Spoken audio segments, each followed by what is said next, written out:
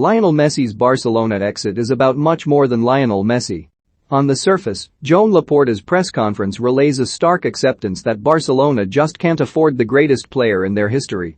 There is even a fair argument that this was an essential decision to come to, and a logical one. If you go a little deeper, though, Lionel Messi may yet end up a bit part in his own story. That doesn't refer to his place at Paris Saint-Germain, or wherever he ends up.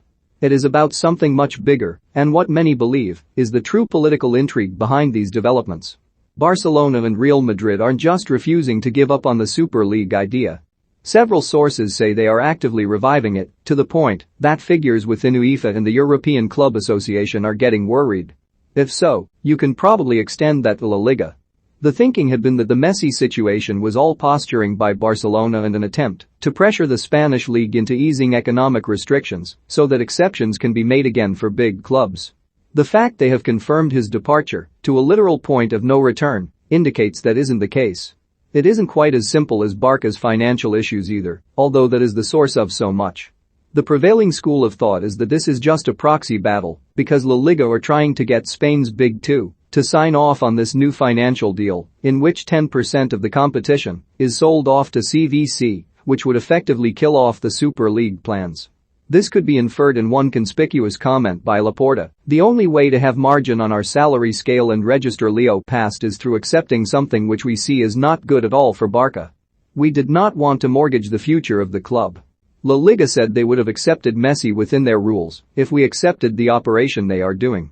But we could not give up a part of our broadcast rights over a long period. The club has to be above players, presidents, everyone.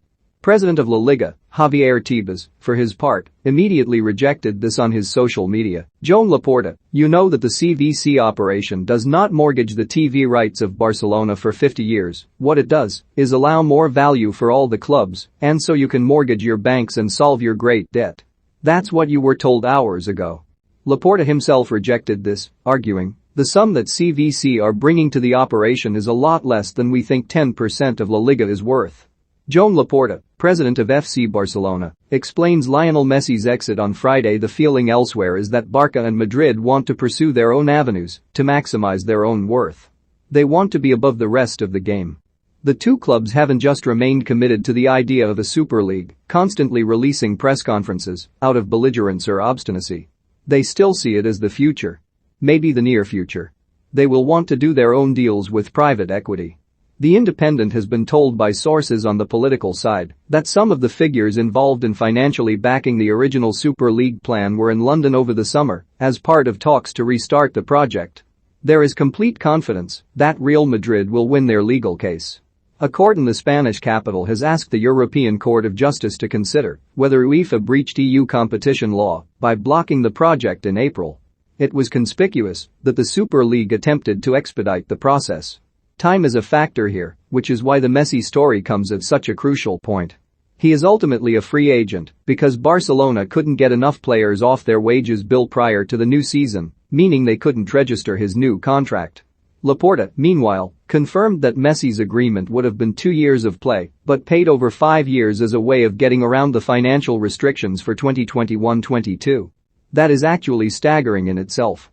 There are fair arguments about the insanity of investing so much in a 34-year-old, no matter how legendary he has been. Getting rid of Messi at this point is probably even the right move, unpalatable as the nature of it may be.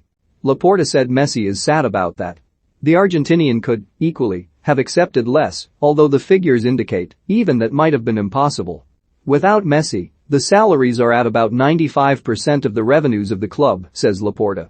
Lionel Messi has left so much joy, excitement, tremendous successes. The story, again, exposes how financially overstretched some of Europe's biggest clubs are. To be able to find €25 million, £21 million, we need to free up €100 million, Laporta said. We have been working fast on that, we have reached a series of agreements. But with other players it is not easy, players have already reduced salaries or restructured their deals previously. It is not easy. It may be even more complex than that. It is about so much more than Messi or the circumstances that force him out.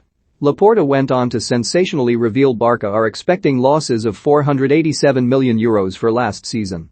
The situation has ratcheted up to such a degree that there is so much at stake, not least the commercial future of these teams. There has already been a lot of tension about the financial power of the Premier League and fears of a split at the top of European football, where it is basically dominated by the English clubs and Paris Saint-Germain. Many prominent figures want reform. It just wouldn't be the revolution that the game really needs to revitalize competitive balance. It would be the opposite, with more going to the biggest clubs, as power brokers such as Florentino Perez attempt to use trickle-down economics to justify all of this. That could be seen in Laporta's pointed reference as to how financial fair play is also blocking us. I can't make a decision that would destroy the club. Barca president Joan Laporta with Lionel Messi. The big clubs, instead, just want to upend European football. It is why the thinking, for a while, has been that the revived Super League may not quite come as crudely as a fully formed competition. The belief is that it would, instead, be a direct challenge to UEFA's governance rather than as a league, but that would still just be a Trojan horse for the overall concept. The Independent has repeatedly been told of overtures to so-called second-tier clubs to try to get them on board. There is growing confidence that it will happen. Laporta, meanwhile, ended any hope that Messi would stay. He said, "I don't want to generate false hopes.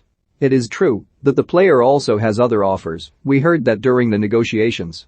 There is also a deadline for us. La Liga is starting soon. The FFP is also clear, and the player cannot stay in this situation. There is a before and after with Leo, just like other players in the club's history, Josip Samatier, Ladislao Kubala, Johan Cruyff. Leo Messi has left so much joy, excitement, tremendous successes, many images for history. We are eternally grateful at this club to Leo Messi. There may yet be a before and after in European football." Barca have made their position clear. It is not just about choosing their finances over Messi. It is about future plans that go beyond the immediacy of the team. There is so much beneath the surface here.